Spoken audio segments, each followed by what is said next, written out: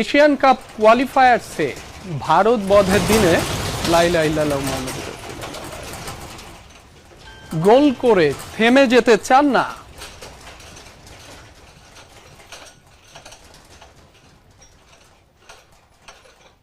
দর্শক, এই মুহূর্তে কিছুটা ভূমিকম্প অনুভূত হয়েছে।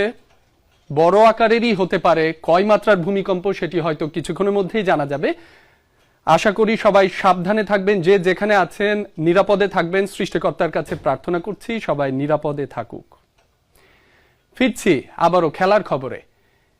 এশিয়ান কাপ কোয়ালিফায়ার্সে ভারত বধের দিনে গোল করে থেমে যেতে চান না শেখ মুরসালিন। গোলের ক্ষুধা বাড়িয়ে জাতীয় দলকে সাফল্যের উচ্চতায় নিয়ে যাওয়ার প্রত্যয় এই অ্যাটাকিং মিডফিল্ডারের। ভারতের বিপক্ষে করা তার সেই গোলের কৃতিত্ব পুরোটাই দিলেন সতীর্থ রাকিবকে।